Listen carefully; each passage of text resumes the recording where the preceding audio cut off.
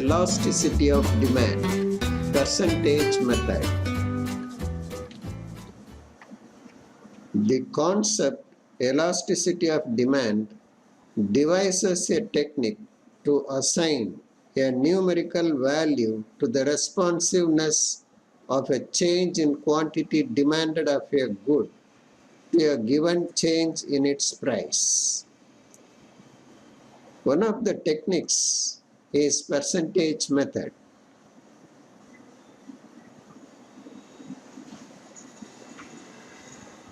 The formula to calculate elasticity of demand is to divide percentage change in quantity demanded by percentage change in price. We shall use a demand schedule to understand this. This is the demand schedule. The price falls from 50 rupees to 25 rupees. Quantity demanded goes up from 4 units to 7 units. In this segment, we are going to calculate the elasticity of demand.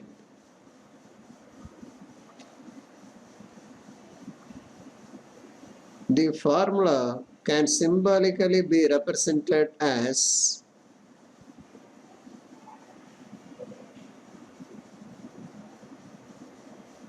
since one fraction is to be divided by another fraction, we have to change it as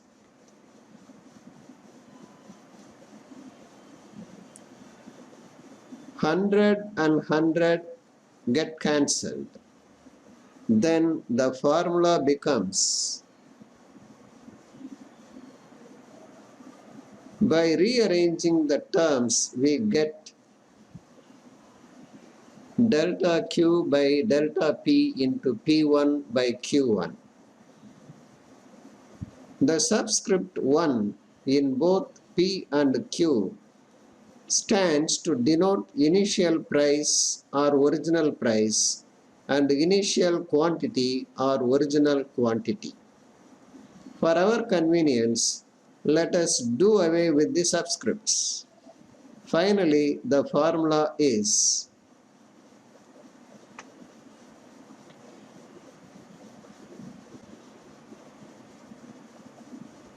delta Q by delta P into P by Q.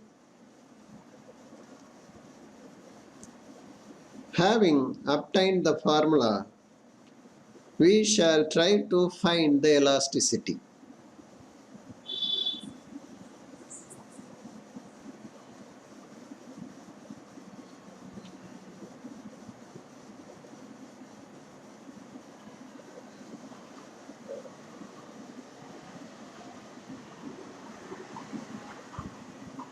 Delta Q is equal to Q1 minus Q2.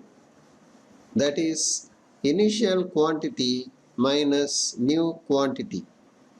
It should be noted that the order of finding the change should not be changed. Delta P is equal to P1 minus P2. That is initial price minus new price. Again, the order should not be changed. Change should never be calculated from new quantity to initial quantity or new price to old price. This is very important. This will help you to solve different types of problems based on percentage method in future. Okay. In our example, the initial quantity is 4, new quantity is 7. The change in quantity is, that is delta Q is 4 minus 7 equal to minus 3 units. The initial price is 50 rupees. The new price is 25 rupees. the change in price, that is delta P, is 50 minus 25 equal to 25.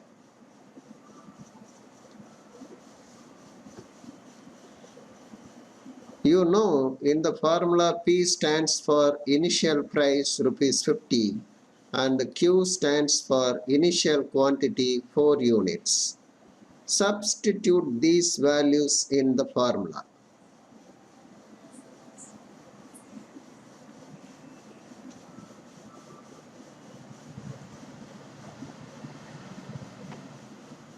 On simplifying, we get the elasticity value minus 1.5.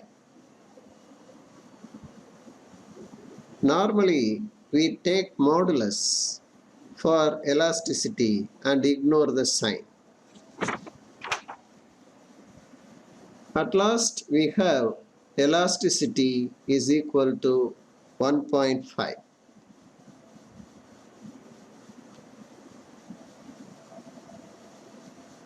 This elasticity value is greater than 1. So we declare that in the price range 50 to 25, the demand is relatively elastic.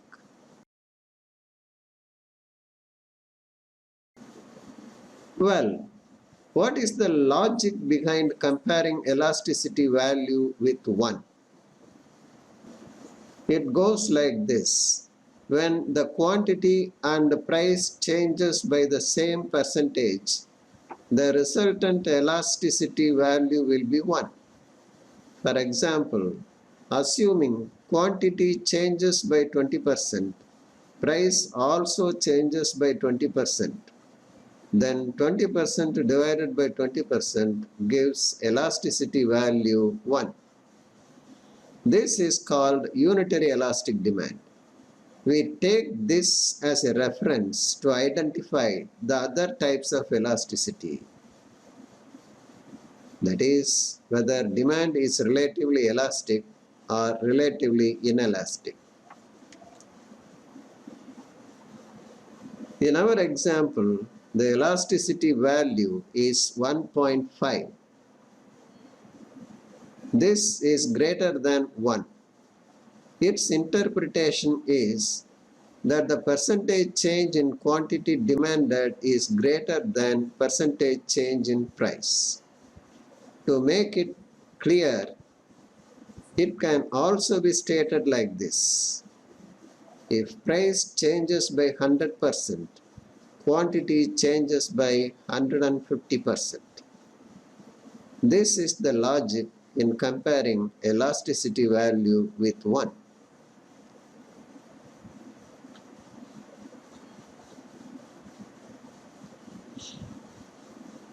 If we calculate the elasticity in the range 25 to 10, then the elasticity value will be 0.24. This is less than 1. In this segment of the demand schedule, the demand is relatively inelastic. The viewers can work out the elasticity manually and check the result with 0.24. We shall meet again with more problems on percentage method.